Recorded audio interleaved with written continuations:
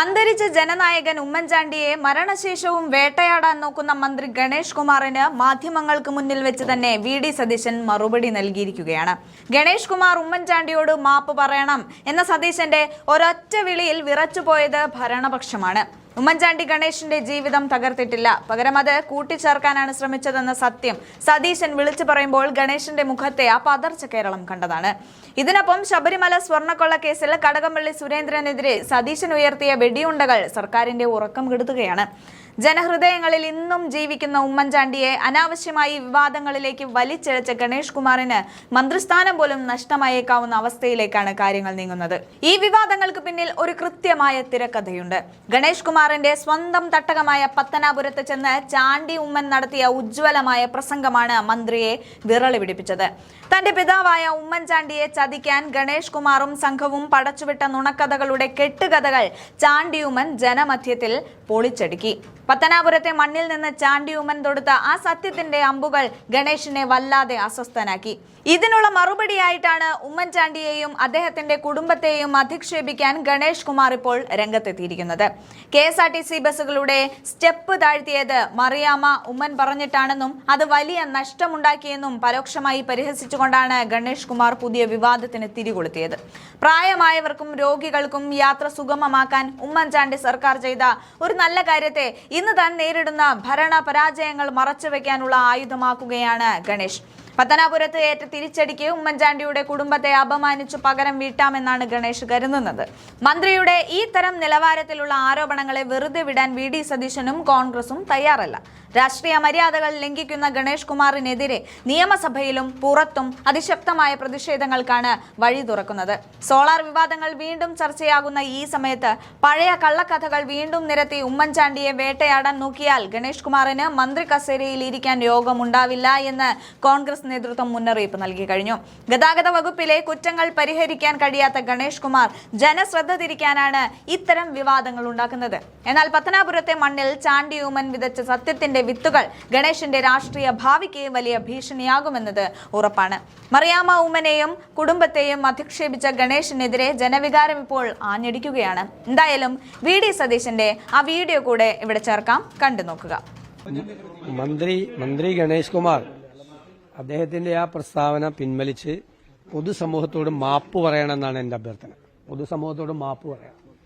ഉമ്മൻചാണ്ടി അദ്ദേഹത്തിന്റെ ജീവിതം തകർക്കാൻ ഒരിക്കലും ശ്രമിച്ചിട്ടില്ല. അദ്ദേഹം ശ്രമിക്കുകയില്ല, അദ്ദേഹത്തെ എല്ലാവർക്കും അറിയാം. അദ്ദേഹം അത് കൂട്ടിച്ചേർക്കാനാണ് ശ്രമിച്ചത്. അത് വളരെ നന്നായിട്ട് അറിയാവുന്ന ഒരാളാണ് അന്ന് മന്ത്രിയായിരുന്ന ശ്രീ ഷിബു ബേബി ജോൺ. അദ്ദേഹത്തിന്റെ ഭാര്യ, ഞാൻ ഈ കുടുംബ വിഷയം പറയാൻ എനിക്ക് യാതൊരു താല്പര്യമില്ല, നിങ്ങൾ ചോദിച്ചുകൊണ്ടാണ്, ഉമ്മൻചാണ്ടിയെ പറഞ്ഞുകൊണ്ടാണ്. അദ്ദേഹത്തിന്റെ ഭാര്യ തന്നെ മാധ്യമങ്ങളോട് പറഞ്ഞിട്ടുണ്ട് എന്താണ് സംഭവം ഉണ്ടായത്. ദയവ് ഇത് കുടുംബ പ്രശ്നങ്ങൾ ചർച്ച ചെയ്യാൻ ഞങ്ങൾക്കും ആഗ്രഹമില്ല. ഞാൻ ഒട്ടും ആഗ്രഹിക്കുന്ന ആളല്ല, അദ്ദേഹമായിട്ട് അങ്ങനെ വ്യക്തിപരമായ ഒരു അഭിപ്രായ വ്യത്യാസമൊന്നുള്ള ഒരാളല്ല. പക്ഷെ അദ്ദേഹം ഉമ്മൻചാണ്ടിക്കെതിരായി നടത്തിയ പ്രസ്താവന പിൻവലിച്ച് മാപ്പ് പറയും.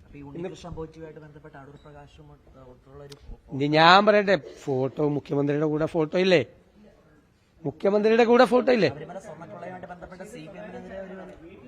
ഞാൻ മുഖ്യമന്ത്രി അദ്ദേഹത്തിന്റെ നിയോജകമണ്ഡലത്തിൽപ്പെട്ട ഒരാളല്ല, അന്ന് കള്ളനല്ലല്ലോ ഇയാള്. അത് എനിക്കറിയില്ല, അത് അദ്ദേഹത്തോട് നിങ്ങൾ ചോദിച്ചാൽ അദ്ദേഹം അതിന്റെ ഡീറ്റെയിൽസ് പറഞ്ഞു തരും.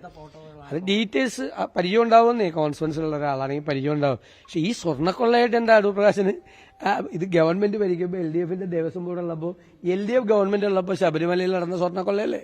അതിനെന്താ ബാക്കിയുള്ളവരെ കണക്ട് ചെയ്യുന്നത്? അവർക്ക് എന്താ ബന്ധമുള്ളത്? അല്ല, കടകംപള്ളി അന്ന് ദേവസ്വം മന്ത്രിയാണ്. ദേവസ്വം ബോർഡ് എന്ന് പറഞ്ഞാൽ പൊളിറ്റിക്കൽ അപ്പോയിന്റ്മെന്റ് ആണ്. ഇത്രയും പ്രധാനപ്പെട്ട ഒരു സംഭവം അവിടെ നടക്കുമ്പോൾ മന്ത്രി അറിഞ്ഞില്ല എന്ന് പറയാൻ പറ്റില്ല. മന്ത്രി അറിയണം എന്താണ് അവിടെ നടക്കുന്നതെന്ന്. മന്ത്രി അതൊന്നും എനിക്കറിയത്തില്ല. സോണിയാഗാന്ധി കാണാൻ പോയത്. സോണിയാഗാന്ധി കണ്ടതുമായി ബന്ധപ്പെട്ട് കോൺഗ്രസിന് വിശദീകരിക്കാൻ ഒന്നുമില്ല. എന്തിനാ വിശദീകരിക്കണം?